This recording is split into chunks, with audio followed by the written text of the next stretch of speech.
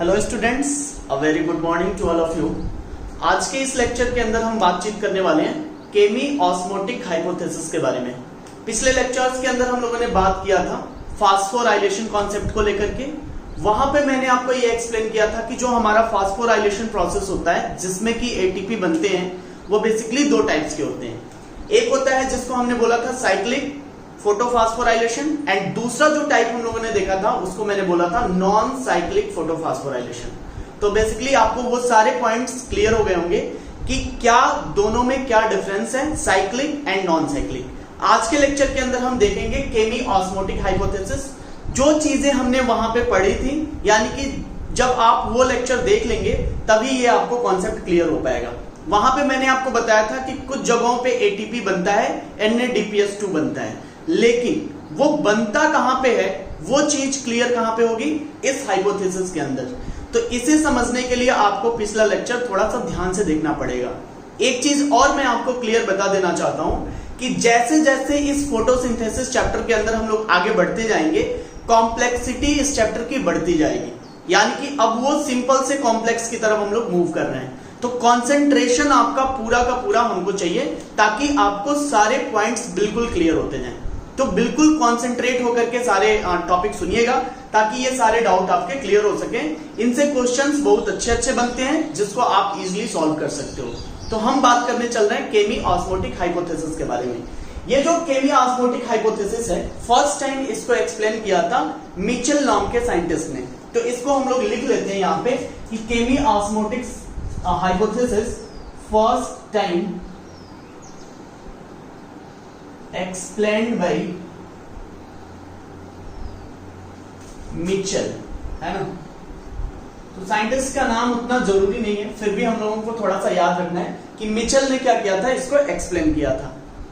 Actual में chemo osmotic hypothesis क्या explain करता है, ये हमें ये बताएगा कि किस किस पर्टिकुलर लोकेशन पे एटीपी बनता है। जैसे हम लोगों ने पिछले क्लास में क्या बात किया था, मैंने आपको बताया था कि जब भी एफडी से यानी कि फेरेडॉक्सिन से cytochrome B6 and cytochrome F complex, इसके पास से जब कोई इलेक्ट्रॉन गुजरता है तो वहां पे एटीपी बनता है। वही चीज हम लोग क्लियर करने वाले हैं कि cytochrome B6 and cytochrome F से जब इलेक्ट्रॉन गुजरता है तो एनर्जी यूज करके कैसे एटीपी का फॉर्मेशन होता है। इस थियरी को समझने के लिए थोड़ा सा कंसंट्रेशन आपको हाई रखना होगा। मैं इसको एक एक करके एक्सप्लेन करता हूं, ये पूरा का पूरा थियरी क्या बोलती है ना। हम लोग यहाँ पे एक डायग्राम ड्रॉ करते हैं। ये जो डायग्राम है ये थाइलाकॉइड मेम्ब्रेन है। इस थाइलाकॉइड मेम्ब्रेन को हम लोग थोड़ा सा बड़ा बना रहे हैं ताकि हम लोगों को सारी बातें बिल्कुल क्लियर समझ में आ जाए, है ना। इस मेम्ब्रेन को मैंने क्या किया, ये ड्रॉ कर दिया। ये थाइलाकॉइड मेम्ब्रेन है। इस थाइलाकॉइड मेम्ब्रेन पे हमें पता है कि कहीं पे PS2 है, यानी कि मान लेते हैं यहाँ पे कहीं पे PS2 है, फोटोसिस्टम 2 है, और यहाँ पे कहीं पे फोटोसिस्टम 1 है। मान लेते हैं ऐसा कि इन दोनों थाइलाकॉइड मेम्ब्रेन पे इनकी पोजीशनिंग कुछ इस तरह से हमें दिखाई दे रही है, यानी कि फोटोसिस्टम 2 एंड फोटोसिस्टम 1 दोनों प्लेस्ड हैं। इस जो पोर्शन है, जो अंदर का पोर्शन है, इसको हम लोग क्या बोलते हैं, ल्यूमेन। इसको हम लोग क्या बोलते हैं, ल्यूमेन बोलते हैं, आपको पता ही होगा ये। और जो बाहर का पोर्शन होता है इसको हम लोग बोलते हैं क्या, स्ट्रोमा। स्ट्रोमा के अंदर तो हमारा डार्क रिएक्शन होगा। अभी हम बात कर रहे हैं किसके बारे में, लाइट रिएक्शन के बारे में। तो ये जो हमारा पूरा पार्ट दिखाई दे रहा है थाइलाकॉइड, मतलब बहुत सारे थाइलाकॉइड अरेंज होते हैं तो क्या बनता है, ग्रेना। अब इसके अंदर वाले पार्ट को हमने क्या बोला है, ल्यूमेन। अब इसके मेम्ब्रेन पे क्या अरेंज है, PS1 एंड PS2। सबसे खास बात यहां पे याद रखिएगा कि ये जो मेम्ब्रेन है thylakoid membrane, it is impermeable, है ना। इम्परमिएबल मेम्ब्रेन है। यहां पे जो भी हाइड्रोजन आएंगे वो बाहर नहीं जा सकेंगे। कॉन्सेप्ट थोड़ा ध्यान से सुनते हैं, क्या बोलता है ये। जब भी लाइट रिएक्शन होगा तो ये अपने 2 इलेक्ट्रॉन क्या करेगा, लूज कर देगा, है ना। तो जब भी लाइट रिएक्शन स्टार्ट होता है तो इसके 2 इलेक्ट्रॉन क्या हो जाते हैं, निकलते हैं, एक्साइटेड स्टेट में जाते हैं। इसके बाजू में एक जन और बैठा हुआ है जिसको हम लोग बोलते हैं क्या, PQ, है ना, जिसको हम लोग बोलते हैं प्लास्टोक्यूनोन। तो यहां पे मैं बना देता हूं कि यहां पे कहीं पे प्लेस्ड है प्लास्टोक्यूनोन। ठीक, जैसे ही ये 2 इलेक्ट्रॉन यहां से निकलता है, इसको रिसीव कौन कर लेता है, प्लास्टोक्यूनोन। तो 2 इलेक्ट्रॉन यहां से चले आए किसके पास, प्लास्टोक्यूनोन के पास। प्लास्टोक्विनोन जैसे ही 2 इलेक्ट्रॉन इसको रिसीव करेगा, इसके ऊपर चार्ज आ जाएगा माइनस माइनस। पक्का क्लियर है? अब थोड़ा सा ध्यान से समझना है, जो प्लास्टोक्विनोन है इसके ऊपर जो 2 निगेटिव चार्ज हैं, अब इसके लिए 2 निगेटिव चार्ज क्या हो रहा है, भारी पड़ रहे हैं। ये 2 प्रोटॉन चाहता है स्टेबल होने के लिए। अब प्रोटॉन आएंगे कहां से, तो ये अपने को सेटिस्फाई करने के लिए 2 प्रोटॉन उठा लेता है स्ट्रोमा से। तो 2 प्रोटॉन इसने क्या किया, स्ट्रोमा से उठा लिया और खुद को सेटिस्फाई करके क्या बन गया, PQH2, यानी कि PQ minus minus converted into PQH2। ठीक, ये कॉन्सेप्ट आपको समझ में आ रहा है। आपको ये भी पता है कि ये ज्यादा देर इलेक्ट्रॉन रख नहीं पाएगा। जैसे ही ये स्टेबल होगा, इसके बाजू में एक जन और बैठा हुआ है जिसका नाम है cytochrome B and cytochrome F। तो यहाँ पे एक जन और बैठा हुआ है cytochrome B6 and cytochrome F complex, है ना, ये चीज हमने पढ़ी हुई है। जैसे ही ये सेटिस्फाई होता है, यहां से 2 इलेक्ट्रॉन कौन खींच लेता है इससे, cytochrome B6 and F complex. अब यहां से 2 इलेक्ट्रॉन कहां चले गए, cytochrome B6 and F complex के पास। अब ये इसके ऊपर निगेटिव चार्ज आया। अब ये भी क्या करता है, जैसे ही ये 2 इलेक्ट्रॉन इसको देता है, इसके ऊपर पॉजिटिव चार्ज जो 2 हाइड्रोजन है वो तो रह नहीं पाएंगे फिर। तो अब मैंने ये भी बोला है कि ये जो मेम्ब्रेन है इट इज इम्परमिएबल, पूरी तरह से क्या है, इम्परमिएबल है। यहां से कोई भी प्रोटॉन बाहर नहीं जा सकते हैं। अंदर आने का तो रास्ता है, बाहर जाने के लिए परमिएबल नहीं है। तो ये जो 2 प्रोटॉन इसके पास हैं वो कहां चले जाते हैं, यहां पे। तो 2 प्रोटॉन कहां चले आए, यहां पे अंदर की तरफ। अब थोड़ा ध्यान से समझिएगा, जितना बार इलेक्ट्रॉन यहां से यहां जाएगा उतना बार प्रोटॉन अंदर स्ट्रोमा में भरे जाएंगे। मतलब आप समझो, जितना बार ये इलेक्ट्रॉन लेंगे उतना बार प्रोटॉन अंदर आएंगे। जैसे ही ये इलेक्ट्रॉन इसको देगा, PQ स्टेट में आएगा, फिर ये 2 इलेक्ट्रॉन खींच लेता है किससे, PS2 से। मतलब लाइट रिएक्शन होती जा रही है और हाइड्रोजन अंदर ल्यूमेन के अंदर क्या होते हैं, बढ़ते जा रहे हैं, क्योंकि जितना बार वो स्टेबल होंगे उतना बार 2H+ आयन अंदर की तरफ मूव करेगा। ये चीज हमें समझ में आ रही है। मतलब आप ये समझो कि कैसे भी करके जो अंदर का ल्यूमेन वाला पार्ट है वहां पे हाइड्रोजन यानी कि प्रोटॉन का नंबर क्या हो रहा है, बढ़ता जा रहा है, बढ़ता जा रहा है। ये बात आपको क्लियर और स्पष्ट होनी चाहिए। अब थोड़ा एक चीज और हमें समझना है, हमने ये भी पढ़ा हुआ है कि जो इसके 3 दोस्त हैं वो क्या करते हैं, H2O को तोड़ते हैं। और उसको भी सुन लेते हैं। तो इसके 3 दोस्त हैं, मैग्नीज, क्लोरीन एंड कैल्शियम। इनका भी काम क्या है कि ये अंदर बैठे बैठे क्या करेंगे, जितना H2O होगा उसको क्या करेंगे, ब्रेक करेंगे। तो तोड़ेंगे तो क्या बनता है, H+ और OH नेगेटिव। तो यहां से क्या होता है, 2H+ इधर निकलता है और ऑक्सीजन जो होता है वो बाहर निकल जाता है। तो ऑक्सीजन के लिए तो परमेबल है, लेकिन हाइड्रोजन के लिए परमेबल नहीं है।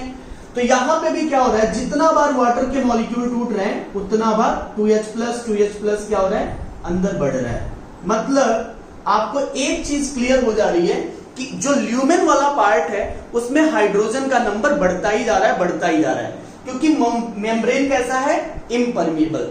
ये डिफ्यूज होकर बाहर जा सकते थे लेकिन होना ही नहीं है क्योंकि मेम्ब्रेन इम्परमिएबल है। अच्छा, PS1 की अगर हम बात करें तो PS1 में भी वही चीजें होंगी। यहां पे भी क्या होगा, लाइट रिएक्शन होगा। लाइट रिएक्शन जैसे ही होगी तो यहां पे भी क्या होता है, 2 इलेक्ट्रॉन निकलते हैं और 2 इलेक्ट्रॉन कौन पकड़ लेता है, यहां पे बैठा होता है FD, है ना। FD के पास 2 इलेक्ट्रॉन चले जाते हैं तो FD निगेटिव हो जाता है। अब क्या होता है, FD के बाजू में एक जन और बैठा हुआ है जिसको हम लोग बोलते हैं NADP।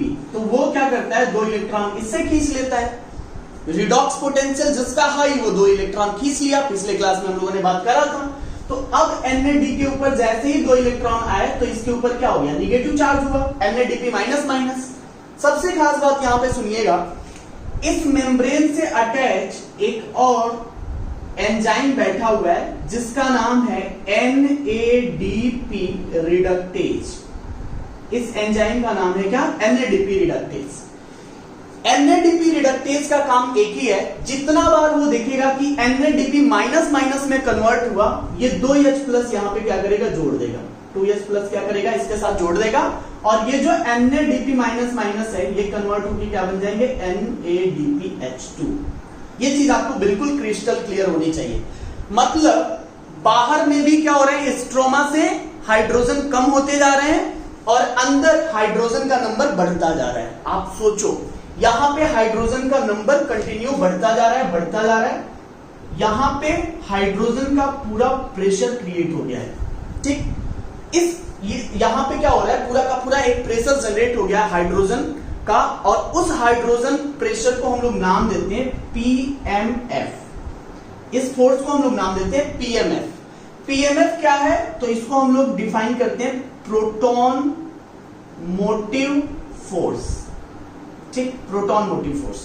क्लियर है। इसके अलावा यहां पे पूरा का पूरा मेम्ब्रेन पे भी एक प्रेशर जनरेट हो रहा है जिसको हम लोग बोलते हैं इलेक्ट्रॉन पोटेंशियल मेम्ब्रेन, है ना। तो यहां पे हाई पोटेंसी जनरेट हो रही है, हाई पोटेंशियल जनरेट हो रहा है, और उसके कारण प्रेशर लग रहा है किसके ऊपर, मेम्ब्रेन के ऊपर। दूसरी चीज ये भी हो रही है, नेक्स्ट पॉइंट ये भी हो रहा है कि पीएच डिफरेंस, यानी कि यहाँ का स्ट्रोमा का पीएच और इनर साइड यानी कि ल्यूमेन का पीएच वो भी क्या होगा, चेंज होगा। क्यों? क्योंकि प्रोटॉन का नंबर अंदर बढ़ रहा है और बाहर क्या हो रहा है, कम हो रहा है। बाहर से स्ट्रोमा से प्रोटॉन आते जा रहे हैं और अंदर जो है वो प्रोटॉन ग्रेडियंट बढ़ता जा रहा है। तो यहाँ पे प्रोटॉन जितना ज्यादा बढ़ेगा इसको हम लोग नाम देते हैं क्या, प्रोटॉन ग्रेडियंट फोर्स। इसको हम लोग नाम दे सकते हैं प्रोटॉन ग्रेडियंट फोर्स। तो धीरे धीरे धीरे धीरे प्रोटॉन का नंबर अंदर के साइड में बढ़ता जा रहा है और बाहर जाने का कोई रास्ता नहीं। यहां पे इतना ज्यादा फोर्स डेवलप हो गया, इतना ज्यादा, इतना तगड़ा फोर्स डेवलप हो गया कि अब यहां पे प्रोटॉन को बाहर जाना ही जाना है। लेकिन मेम्ब्रेन हमारा कैसा है, इम्परमेबल है। तो अब थोड़ा ध्यान से समझते हैं। यहां पे एक जन बैठा हुआ है, एक ही रास्ता है जहां से प्रोटॉन बाहर आ सकते हैं, और वो रास्ता क्या है, F0 पार्टिकल। यहां पे कहीं पे प्रेजेंट है क्या, F0, और F0 से अटैच होता है, आपको पता ही है, F1 पार्टिकल। F0 से अटैच होता है F1 पार्टिकल। ये चूंकि आपस में ही एक साथ होते हैं तो इसको F0 F1 पार्टिकल ही बोला जाता है। इसको दूसरा नाम क्या बोला जाता है, एटीपी सिंथेटेज, यानी कि एटीपी को बनाने वाले एंजाइम। क्लियर है। तो जो एटीपी के बनाने वाले एंजाइम्स हैं, यानी कि F0 और F1, इसके पास क्या प्रेजेंट होगा, एडीपी प्लस आईपी, ये चीजें प्रेजेंट होंगी। बस इसको क्या चाहिए, एनर्जी। जैसे ही एनर्जी मिलेगा एडीपी प्लस आईपी जोड़ करके क्या बना देगा, एटीपी बना देगा। मैंने क्या बोला, सिर्फ एक रास्ता है जहां से हाइड्रोजन हमारा बाहर आ सकता है, और वो रास्ता यही है। मतलब आप समझो, प्रेशर अंदर की तरफ क्या है, जनरेट है। अब ये क्या होते हैं, जो भी 2H प्लस आयन यहाँ पे भरे हुए हैं वो धीरे से क्या होते हैं, इधर से निकलते हैं और इधर बाहर निकल जाते हैं। तो इधर से 2H प्लस क्या होगा, बाहर स्ट्रोमा में आ गया। किसके थ्रू, F0 F1 पार्टिकल के थ्रू। ये चैनल है जिसके थ्रू हमारे प्रोटॉन क्या होंगे, बाहर जाएंगे। लेकिन जब भी वो इस स्टेज से इस स्टेज में आता है, मतलब ल्यूमेन से स्ट्रोमा में आता है, तो इसके पास जो भी एनर्जी है वो एनर्जी इसको पकड़ा देता है, और ये F1 इसको कन्वर्ट करके, यानी कि ये एनर्जी यूज करके एडीपी प्लस आईपी को कन्वर्ट करके क्या बना देता है, एटीपी। मतलब आप समझिए, जितना बार 2H प्लस आयन आते जाएंगे उतना बार एटीपी का फॉर्मेशन होता जाएगा, क्योंकि इसका जो एनर्जी है वो यूज कर लेगा F1 पार्टिकल और कन्वर्ट कर देगा क्या, बना देगा क्या, एटीपी। मतलब आप समझो कि कितना तगड़ा फोर्स यहाँ पे जनरेट था, और धीरे धीरे धीरे धीरे केवल एक रास्ता है जहां से वो बाहर आ सकते हैं। अगर इसको हम लोग थोड़ा सा कंसीडर करें तो आपने वो सुना होगा जलियांवाला बाग हत्याकांड, है ना।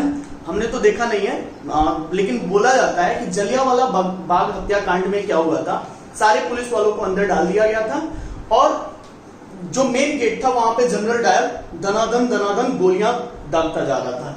यहाँ पे जो PQ है ये दनादन दनादन हाइड्रोजन आयन अंदर मारता जा रहा है, मतलब गोलियां चला रहा है। बाहर जाने का रास्ता है नहीं, सारे हाइड्रोजन अंदर की तरफ क्या है, पैक है, ठीक, सारे पुलिस वाले अंदर पैक है। सिर्फ एक ही रास्ता था। बोला ऐसा जाता है कि वहां पे उसके अंदर एक 20 सेंट्रल पोजीशन पे एक बड़ा सा कुआं था, सारे लोग उसी में कूद गए। तो सेंट्रल पोजीशन का कुआं क्या हो गया हमारा, F0 पार्टिकल। इसी में हमारे क्या होंगे, हाइड्रोजन जाएंगे और इधर से एटीपी बन के निकलेगा। तो ये जो पूरा का पूरा कॉन्सेप्ट है, इसी को हम लोग बोलते हैं केमी ऑस्मोटिक हाइपोथेसिस। यानी कि एटीपी उसी पोजीशन से क्यों बनता है ये तो जानना पड़ेगा ना, क्योंकि हमने तो नॉन साइक्लिक और साइक्लिक वाले में बोल दिया था कि जब भी electron cytochrome B6 and F complex से जाएगा तो एटीपी का फॉर्मेशन होगा। वो चीज यहां पे बिल्कुल आपको क्लियर नजर आ रही है कि जब भी इलेक्ट्रॉन यहां से मूव करते हैं, यहां से जाते हैं, तो वहां से क्या होता है, हाइड्रोजन आयन अंदर की तरफ आता है, और वो हाइड्रोजन जो 2H+ है वो बाहर जब इस F0 पार्टिकल्स के थ्रू जाते हैं तो हमें एटीपी बनता है। तो ये कॉन्सेप्ट बिल्कुल क्लियर होना चाहिए कि एटीपी हमारा बनता कैसे है। 2H+ यहां से यूज हो जा रहे हैं और 2H+ यहां पे तोड़े जा रहे हैं, है ना। तो एक तरह से देखा जाए तो ये दोनों क्या हो जा रहे हैं, बैलेंस हो जा रहे हैं, और ये अंदर की तरफ जो आ रहा है वो ल्यूमेन के अंदर हाइड्रोजन आयन बढ़ता जा रहा है। तो ये कॉन्सेप्ट आप याद रखिए जो मिचेल ने एक्सप्लेन किया है कि कैसे कोई भी एटीपी बनता है, कैसे साइटोक्रोम B6 एंड F पे एटीपी का फॉर्मेशन होता है, ये कॉन्सेप्ट यही बताता है। क्लियर है मेरी बातें। अब इसके बाद हम लोग नेक्स्ट कॉन्सेप्ट देखने जा रहे हैं जिसको हम लोग बोलते हैं C3 साइकिल, है ना। ये जितना हमने पढ़ा वो क्या था, लाइट रिएक्शन था। अब जो हमें स्टार्ट करने जा रहे हैं वो है डार्क रिएक्शन। डार्क रिएक्शन और भी कॉन्सेंट्रेशन से आपको देखना पड़ेगा और भी कॉन्सेंट्रेशन से सुनना पड़ेगा, तभी कॉन्सेप्ट क्लियर हो पाएगा। डार्क रिएक्शन के अंदर हम लोग साइकिल वाला पोर्शन कवर करते हैं, जिसके अंदर हम पढ़ेंगे C3 cycle, C2 cycle, cam cycle और उसके बाद C4 साइकिल, है ना। तो ये 4 साइकिल्स इसके अंदर पढ़ना है। तो कॉन्सेंट्रेशन जितना आगे हम इस चैप्टर में बढ़ते जाएंगे कॉन्सेंट्रेशन लेवल आपका उतना बढ़ना चाहिए। अगर थोड़ा सा भी आपने इसको करके देखा तो कॉन्सेप्ट उड़ जाएगा। तो इसीलिए पूरा आपका कॉन्सेंट्रेशन हमें चाहिए। अब हम लोग स्टार्ट करते हैं नेक्स्ट टॉपिक जिसको हम लोग बोलते हैं डार्क रिएक्शन। तो बात करते हैं किसके, डार्क रिएक्शन की, है ना। अभी तक जितना पढ़ा वो क्या था, लाइट रिएक्शन। डार्क रिएक्शन सबसे पहले एक्सप्लेन किया था F.F. ब्लैकमैन नाम के साइंटिस्ट ने। ब्लैकमैन डार्क रिएक्शन याद हो जाएगा ना। तो पहली बार एक्सप्लेन किया था, एक्सप्लेन बाय F.F. ब्लैकमैन। हम लोग सीधे लिख लेते हैं एक्सप्लेन बाय F.F. ब्लैकमैन। तो ब्लैकमैन साहब ने डार्क रिएक्शन एक्सप्लेन किया था। थोड़ा सा ध्यान से समझते हैं इस डार्क रिएक्शन में क्या चीजें करनी है हमें। यहाँ पे साइकिल्स पढ़ने हैं। सबसे पहले C3 साइकिल हमें पढ़ना है, फिर हमें C4 साइकिल पढ़ना है ना, फिर C2 साइकिल पढ़ना है एंड लास्ट में हमें कैम साइकिल पढ़ना है। तो ये इतने साइकिल्स इसके अंदर हम लोग पढ़ने वाले हैं। बहुत ही इंपॉर्टेंट है, इनसे डायरेक्ट इनडायरेक्ट क्वेश्चन बनते हैं, इसलिए ये साइकिल्स काफी इंपॉर्टेंट होते हैं आपके लिए। दूसरी चीज मैं ये भी बताना चाहता हूं कि अभी तक जो भी रिएक्शन हुआ वो कहां पे हुआ, ग्रेना के अंदर। लेकिन अब जो भी रिएक्शंस होंगे वो कहां पे होंगे, क्लोरोप्लास्ट के स्ट्रोमा के अंदर। तो डार्क रिएक्शन कहां पे होता है, इन द स्ट्रोमा और मैट्रिक्स। तो इसको हम लोग स्ट्रोमा या मैट्रिक्स ऑफ द क्लोरोप्लास्ट बोल सकते हैं। तो इसी में हमारा सारा रिएक्शन होने वाला है, ठीक। तो क्लोरोप्लास्ट के स्ट्रोमा और मैट्रिक्स के अंदर, यानी कि एक ही बात है, स्ट्रोमा एंड मैट्रिक्स। अब इसमें सारी चीजें हमें डील करनी है। अब क्या होता है, यहाँ पे CO2 की एंट्री है ना। CO2 हमारे उसके थ्रू जो पॉइंट होता है जहां से ओपनिंग होती है वहां से वो क्या करेगा, इंटर करेगा, जिसको हम लोग बोलते हैं स्टोमेटा। स्टोमेटा से हमारा CO2 अंदर आएगा, मीजोफिल सेल में जाएंगे। मीजोफिल सेल से हमारे क्लोरोप्लास्ट, मीजोफिल सेल से वो सीधे साइटोप्लाज्म में आएगा। साइटोप्लाज्म से उसकी एंट्री होती है और वहां से सारे रिएक्शंस स्टार्ट होते हैं। तो अब ये जो जर्नी है उसको हमें क्या करना है, समझना है। हम लोग यहाँ पे सबसे पहले बात करने चल रहे हैं C3 साइकिल के बारे में। तो डार्क रिएक्शन में जो पहला कॉन्सेप्ट हम समझने वाले हैं वो है C3 साइकिल। तो फटाफट रेटिंग डालिएगा C3 साइकिल। C3 साइकिल नाम क्यों पड़ा, किसने दिया, सब बातें हम लोग समझेंगे, लेकिन पहले हम समझेंगे रिएक्शन, है ना।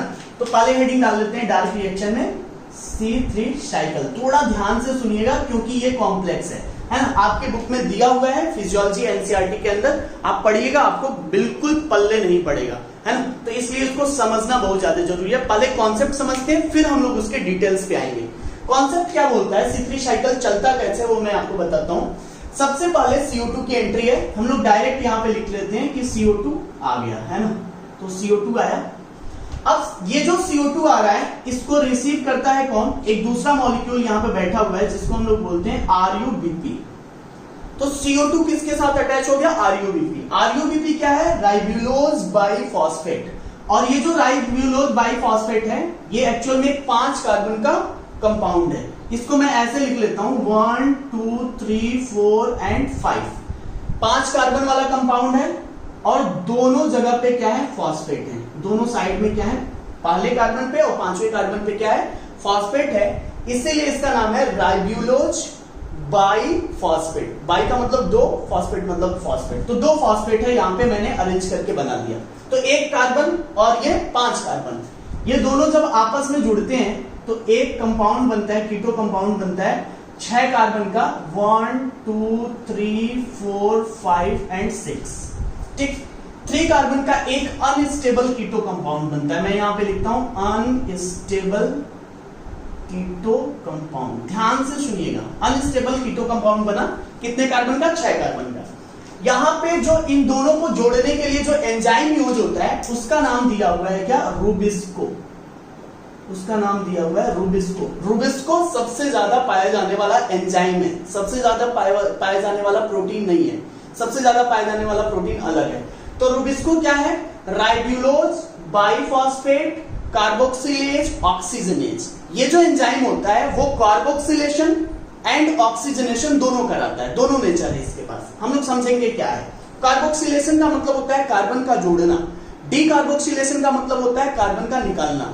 यहां पे C3 साइकिल में यानी कि डार्क रिएक्शन के अंदर एक पॉइंट और आपको याद रखना है कि जो भी ATP एंड NADPH2 हम लोगों ने बनाया था, it act as a assimilatory power, है ना, it act as a assimilatory power, और इसी को यूज करके हम ये पूरा साइकिल चलाने वाले हैं।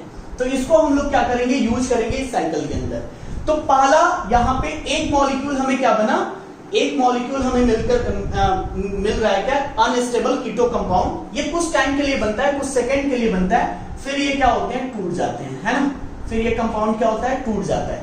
तो आपको पता ही है कि एक जो ये मॉलिक्यूल बना हुआ है, अगर ये टूटेगा तो हमें मिलता है क्या, 2 मॉलिक्यूल 3PGA। अब ये क्या है, 2 मॉलिक्यूल 3PGA। 3PGA का मतलब फास्फोग्लिसरिक एसिड, मतलब इसको मैं ऐसे लिख सकता हूं 1 2 3 एंड तीसरे पे क्या मैंने जोड़ दिया, फॉस्फेट। इसके क्या है, 2 ग्रुप हमें मिलेंगे, मतलब 2 मॉलिक्यूल क्या मिल रहा है, 3PGA, 3 कार्बन का 2 कंपाउंड, इसीलिए मैंने लिखा हुआ है 2 मॉलिक्यूल 3PGA। PGA मतलब क्या, फास्फोग्लिसरिक एसिड। पहला फॉस्फेट यहाँ पे, दूसरा जो मैं कंपाउंड लिखूंगा उसका फॉस्फेट उधर लिखेगा। तो ये आपको समझ में आया, ये टूटा और हमें मिला क्या, 2 कंपाउंड जो 3 कार्बन वाले हैं। अब क्या होता है, थोड़ा ध्यान से समझिएगा, ये जो 2 3PGA है ये कन्वर्ट होके हमें बना करके दे देता है 2 मॉलिक्यूल 1 3 बाइPGA। क्या बना के दे देता है, 1 3 बाइPGA। अब थोड़ा ध्यान से समझिए, 2 मॉलिक्यूल 1 3 बाइPGA मतलब क्या, मैं इसको ऐसे लिखता हूं 1 2 3 बाइPGA का मतलब 1 फॉस्फेट यहां और दूसरा फॉस्फेट यहां। मतलब क्या, पहले क्या था 3PGA, तो मैंने तीसरे पे फॉस्फेट लगाया था, अब मैंने लिखा 1 3 बाइPGA। बाई का मतलब 2, 1 का मतलब एक पोजीशन पे, पहले पोजीशन पे भी, तो पहले पोजीशन पे भी फॉस्फेट है और तीसरे पोजीशन पे भी फॉस्फेट है। तो इसको मैं कुछ ऐसे लिखता हूं, दोनों मॉलिक्यूल में आप लिखोगे, मतलब अगर इसका यहाँ पे 2 मॉलिक्यूल है तो एक ऐसा और बना देंगे, क्लियर है। तो इसको हम लोग ऐसे ही समझते हैं। तो 1 3 बाइPGA को हमने क्या किया, ऐसे अरेंज किया। अब थोड़ा ध्यान से समझो, ये तो पहले 3PGA था, अब ये 1 3 बाइPGA हो गया, जादू मंत्र हुआ क्या, नहीं। क्या हुआ होगा, यहाँ पे ATP यूज हुआ। ATP यूज हुआ मतलब क्या, यहाँ पे 2 ATP यूज किया गया और इन 2 ATP को कन्वर्ट किया गया किसमें, 2 ADP प्लस IP में। मैंने क्या बोला अभी, मैंने बोला कि जो ATP NADPH2 हमने बनाया हुआ है इसी को हम यूज करेंगे। तो यहाँ पे 2 ATP कन्वर्ट होकर क्या बनाता है, 2 ADP प्लस IP, और ये जो 2 इनऑर्गेनिक फॉस्फेट है उसको मैंने यूज कर लिया यहाँ पे। क्लियर है मेरी बातें। आप थोड़ा ध्यान से समझना है, 1 3 बाइPGA है ना, ये जो 1 3 बाइPGA मतलब ये एसिड है, तो कहीं ना कहीं इसमें COOH ग्रुप लगा होगा, ये पता है आपको। जैसे ही 1 3 बाइPGA कन्वर्ट हो जाता है और कन्वर्ट होके बना देता है 2 मॉलिक्यूल PGAL, है ना, PGAL फास्फोग्लिसरैल्डिहाइड। पहले क्या था, एसिड था, अब क्या है, एल्डिहाइड है। मतलब क्या, यहां पे एसिड से एल्डिहाइड बदलने के लिए क्या हुआ होगा, रिडक्शन, यानी कि इसका क्या हो गया, रिडक्शन हो गया। तो ये जो एसिड है वो किसमें कन्वर्ट हो गया, एल्डिहाइड में। मतलब अब यहाँ पे ग्रुप क्या लग गया, CHO ग्रुप। तो COOH group converted into CHO group. कैसे होगा, रिडक्शन हो जाएगा और हो जाएगा। ये जो हमारा मॉलिक्यूल है 13-PGA कन्वर्ट हो गया है 2-PGAL में, है ना। 2 मॉलिक्यूल PGAL फॉस्फोग्लिसरॉल्डिहाइड। रिडक्शन कराने के लिए हमें क्या करना पड़ेगा, NADPH2 यहां पे बना था उसको यूज करते हैं। तो 2 मॉलिक्यूल NADPH2 को मैंने कन्वर्ट कर दिया 2NADP में, है ना। तो NADPH2 कन्वर्ट हो गया किसमें, NADP में, और वो हाइड्रोजन यूज होकर के बना दिया क्या, रिडक्शन हो गया और वो बन गया 2PGL। अब थोड़ा ध्यान से समझना, ये जो दो पागल हैं, ये जो 2PGL है, ये दो पागल मिलके क्या बना देते हैं, ग्लूकोज। ये दो पागल मिलकर के क्या बना देते हैं, ग्लूकोज। और ग्लूकोज हमारा कितने कार्बन का कंपोनेंट है, 6 कार्बन का कंपोनेंट है ना। PGL हमारा कितने कार्बन का कंपोनेंट है, 3 कार्बन का कंपोनेंट है। तो ये हमारा बाइफॉस्फेट वाला कॉन्सेप्ट है 2PGL, है ना। तो ये भी 3 कार्बन वाला है। तो 3-3 कार्बन के 2 मॉलिक्यूल मिले और 6 कार्बन का प्रोडक्ट हमारा बन गया ग्लूकोज। अब तो हमें ग्लूकोज मिल गया, हमारा काम था ग्लूकोज बनाना।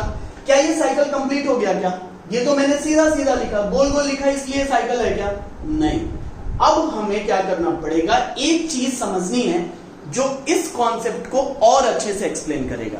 चीज क्या है वो मैं बताता हूं आपको। ये पॉइंट याद रखना है कि जब भी हमें 1 मॉलिक्यूल ऑफ ग्लूकोज का प्रोडक्शन कराना होगा तो हमें 6 टाइम ये साइकिल चलानी पड़ेगी। मतलब क्या, मतलब आप समझिएगा, अगर हमें इसमें 1 मॉलिक्यूल ग्लूकोज का प्रोडक्शन कराना है तो ये जो साइकिल चलेगा वो 6 टाइम चलेगा, है ना। 6 टाइम ये चलेगा साइकिल। अब थोड़ा इनिशियल लेवल से कुछ गड़बड़ करते हैं तभी ये साइकिल चलेगा, नहीं तो ये तो यहीं पे खत्म हो गया। और हमें बार बार ये साइकिल चलाना है क्योंकि ग्लूकोज का प्रोडक्शन बार बार करना है। तो अब हम क्या करते हैं, स्टार्टिंग से कुछ गड़बड़ करते हैं ताकि हमारा ये साइकिल चल दे। क्या गड़बड़ करते हैं, एक्चुअल में स्टार्ट हुआ था बेटा 6 CO2 से, यानी कि 6 CO2 आए और अटैच हुए किससे, 6 RUP से। तो हमें 6 मॉलिक्यूल अनस्टेबल कंपाउंड मिला। जब ये 6 मॉलिक्यूल मिले और ये टूटे तो हमें क्या मिलेगा, 3PGA। 12 मॉलिक्यूल क्या मिलेंगे, 3PGA। 6 था, टूटा, 12 में कन्वर्ट हुए। अब ये 12 3PGA कन्वर्ट होंगे 12-1-3 यानी कि 12-1-3 बाई PGA में, by using 12 molecule of ATP। ये 12 मॉलिक्यूल ऑफ ATP कन्वर्ट होके बना देंगे 12 ADP प्लस IP, है ना। तो 12 IP यहां पे आप लिखेंगे। अब ये जो 12 मॉलिक्यूल 1-3 बाई PGA है कन्वर्ट होके एक्चुअल में क्या बनाया, 12 मॉलिक्यूल PGAL। तो रिडक्शन कराने के लिए NADPH2 कितना यूज होगा, 12 मॉलिक्यूल, कन्वर्ट कितने में होगा, 12 NADP, और यहां पे एक मॉलिक्यूल हमारा ग्लूकोज बन गया बाय यूजिंग 2PGAL। तो 2 मॉलिक्यूल यानी कि 2 मॉलिक्यूल यहां पे यूज करके, 2 मॉलिक्यूल PGAL यूज करके हम क्या बना दिए, ग्लूकोज बना दिए। 12 में से यानी कि 12 में से 2 मॉलिक्यूल PGAL यूज हो गया हमारे ग्लूकोज बनाने में, तो बचा कितना, 10। अब हम उसको लिख लेते हैं, है ना। तो अब क्या होता है, ये जो 12 PGAL है इसमें से 2 यूज हो गया तो बचा मेरे पास कितना, 10 मॉलिक्यूल PGAL। क्या मिल गया, 10 मॉलिक्यूल PGAL। अब ये जो 10 मॉलिक्यूल PGAL मिला है, एक PGAL में कितना कार्बन, 3 कार्बन। तो अगर हम इसको कैलकुलेट करें तो 10 into 3 यानी कि हमारे पास कितना कार्बन है, 30 कार्बन है। अब इसको हमें क्या करना पड़ेगा, रीअरेंज करना पड़ेगा, है ना। तो इनका कन्वर्जन एक स्पेशल फॉर्म में हो जाता है जिसको हम लोग बोलते हैं 6 मॉलिक्यूल RUMP। 6 मॉलिक्यूल RUMP यानी कि 10 PGAL converted into 6 molecule RUMP। RUMP कितने कार्बन का कंपोनेंट है, 5 कार्बन का। RUMP कितने कार्बन का कंपोनेंट है, 5 कार्बन का। अगर हम इसको कैलकुलेट करें तो 6 मॉलिक्यूल है, 5 से मल्टीप्लाई करेंगे तो क्या, 30। तो बरोबर रिएक्शन कहां से आया, यहीं से आया, है ना। तो बरोबर रिएक्शन कहां से आया, यहीं से आया। मतलब 10 PGAL का कन्वर्जन हो जाता है आपका 6 RUMP में। इसके बीच में बहुत सारे इंटरमीडिएट आते हैं लेकिन उतना जाना नहीं है आपको। अभी मैं जो ये पॉइंट एक्सप्लेन कर रहा हूं ये बहुत इंपॉर्टेंट है। तो 10 molecule PGAL converted into 6 RUMP, है ना। आपको ये समझ में आ गया। ये बस रीजनरेशन अब हम करा रहे हैं, इसको रिकन्वर्ट कर रहे हैं। अब क्या होता है, हमारा ये जो मॉलिक्यूल है वो तो है 6 RUBP, मतलब RUMP को, राइबुलोज मोनोफॉस्फेट को बाइफॉस्फेट में कन्वर्ट करने के लिए कितना ATP चाहिए, पता ही आपको, 6 ATP। तो जैसे ही हम लोग यहाँ पे क्या यूज करेंगे 6 ATP, अगर इसको यहाँ पे देते हैं तो 6 ATP का यूज करके 6 ADP प्लस IP ये कन्वर्ट हो जाएंगे, है ना। और इस तरह से जो 6 मॉलिक्यूल ऑफ ATP है वो यहाँ पे मिल गया, तो इसका कन्वर्जन 6RUMP का कन्वर्जन 6RUBP में हो गया, राइब्यूलोज मोनोफॉस्फेट, राइब्यूलोज बाइफॉस्फेट। तो ये चीज आपको समझ में आ गया कि 6 मॉलिक्यूल हमारा कैसे कन्वर्ट होके बन गया। ये आपको साइकिल चलते हुए दिख रहा है ना। अब थोड़ा सा हमको इसमें समझना है एक्चुअल में यहां से लेकर के यहां तक के प्रोसेस को, यहां से लेकर के और यहां तक के प्रोसेस को आपके बुक ने क्या बोला है, इसको हम लोग बोलते हैं कार्बोक्सिलेशन। इसको हम लोग क्या बोलते हैं, कार्बोक्सिलेशन। कार्बोक्सिलेशन का मतलब क्या, कार्बन का जोड़ना, है ना। यहां से लेकर के और यहां तक के प्रोसेस को आपकी बुक बोलती है रिडक्शन। इसको क्या बोलता है, रिडक्शन। मतलब एसिड का एल्डिहाइड में कन्वर्ट होना क्या हो जाएगा, रिडक्शन। और 12 PGL से और फिर से 6 RUBP बनाने तक के प्रोसेस को हम लोग क्या बोलते हैं, रीजनरेशन। तो इसको हम लोग क्या नाम देते हैं, रीजनरेशन। तो एक्चुअल में हम अगर बोले तो पूरा का पूरा जो C3 साइकिल है वो 3 स्टेप में कंप्लीट होता है, कार्बोक्सिलेशन, रिडक्शन एंड रीजनरेशन। लेकिन यहां पे जो 12 मॉलिक्यूल PGL से 2 मॉलिक्यूल हमारा यूज करके ग्लूकोज बनाता है, ये भी इसी में आता है। तो इसको, इस स्टेज को हम लोग नाम देते हैं क्या, सिंथेसिस। तो इसको हम लोग क्या नाम देते हैं, सिंथेसिस। सिंथेसिस भी मैं आपको समझाता हूं कि कैसे 2 मॉलिक्यूल PGL मिलकर के 1 मॉलिक्यूल ग्लूकोज बनाते हैं। यहां पे मैं आपको कॉन्सेप्ट समझाता हूं। एक्चुअल में PGL 2 मॉलिक्यूल है, तो मैं इसको कुछ ऐसे लिखता हूं, PGAL, है ना। 1 मॉलिक्यूल कितने कार्बन का, 3 कार्बन का, कोई डाउट नहीं है। अब चूंकि 2 मॉलिक्यूल है तो एक मैंने PGL लिखा और इसी का एक इंटरकन्वर्टेबल फॉर्म लिखा जिसको हम लोग बोलते हैं DHAP, डाइहाइड्रोक्सी एसीटोन फॉस्फेट, है ना। और ये भी कितने कार्बन का कंपोनेंट है, 3 कार्बन का। एक्चुअल में मेरे पास 2 PGL थे, 2 पागल थे, जिसको मैंने कन्वर्ट कर दिया, एक पागल को पागल रहने दिया और एक को सुधार करके क्या बना दिया, DHAP। अब आपको ये समझना है कि जो PGL है यहां पे क्या है, एल्डिहाइड है और ये जो है वो कीटो ग्रुप है। तो एक्चुअल में ये एक कीटोन ग्रुप है और ये एल्डिहाइड ग्रुप है। बस आपको इतना समझ में आना है। लेकिन दोनों आइसोमर हैं, दोनों आपस में क्या है, आइसोमर हैं। तो दोनों जब आपस में एक साथ मिलते हैं, ये दोनों जब आपस में एक साथ जुड़ते हैं तो जुड़ करके बना करके हमें एक कंपाउंड देते हैं जिसको हम लोग बोलते हैं फ्रक्टोज 1,6 बाइफॉस्फेट। क्या बनाते हैं, 1,6 बाइफॉस्फेट, फ्रक्टोज 1,6 बाइफॉस्फेट बनाते हैं, है ना। फ्रक्टोज में कितना कार्बन है बेटा, 6 कार्बन है। तो 1 2 3 4 5 एंड 6, 2 फॉस्फेट को मैंने ऐसे अरेंज कर लिया, कोई दिक्कत नहीं है। तो ये हमारा बन गया फ्रक्टोज 1,6 बाइफॉस्फेट। जब फ्रक्टोज 1,6 बाइफॉस्फेट का डीफॉस्फोराइलेशन होता है, फास्फोराइलेशन ATP बनना, डीफॉस्फोराइलेशन ATP निकलना। तो जब इसका एक बार क्या होता है, ATP निकलता है, यानी कि डीफॉस्फोराइलेशन होता है, एक ATP यहां से जब निकलता है तो ये जो फ्रक्टोज 1,6 बाइफॉस्फेट है ये एक्चुअल में कन्वर्ट होकर बना देता है क्या, फ्रक्टोज 6 फॉस्फेट, है ना।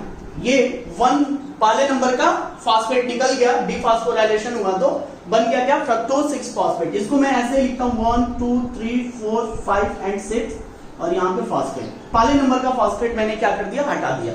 सिंपल पॉइंट है ना।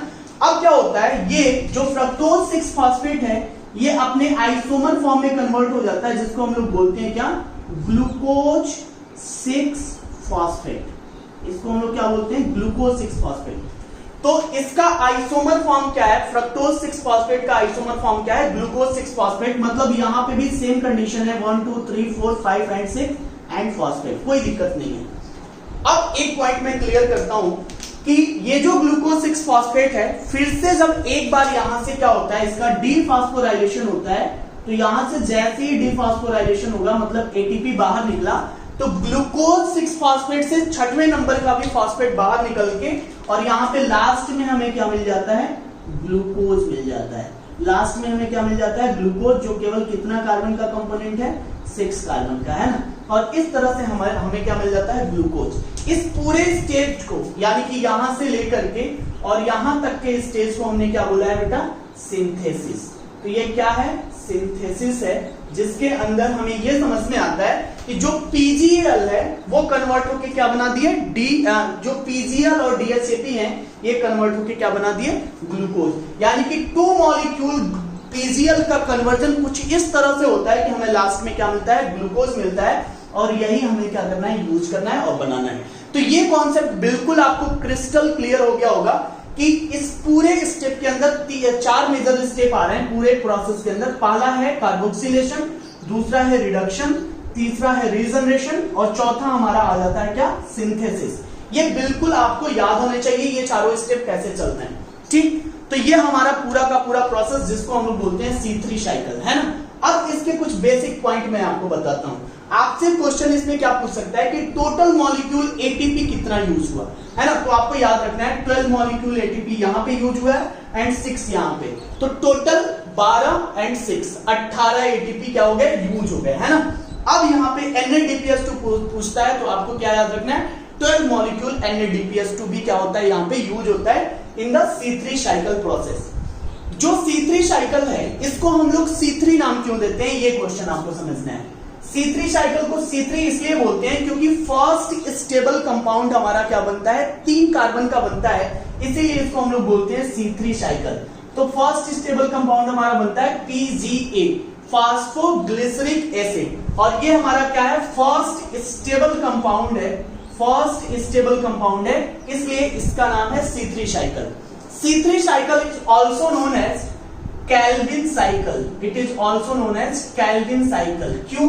क्योंकि इसके बारे में जितना पॉइंट्स हैं वो सब किसने एक्सप्लेन किया है, मेल्विन कैल्विन ने।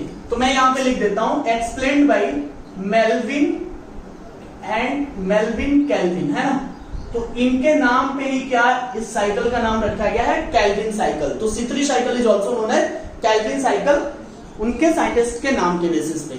यहां पे जो इस साइकिल को चलाने के लिए जो टेक्निक यूज किया था वो था क्या, रेडियो एक्टिव ट्रेसर टेक्निक, है ना।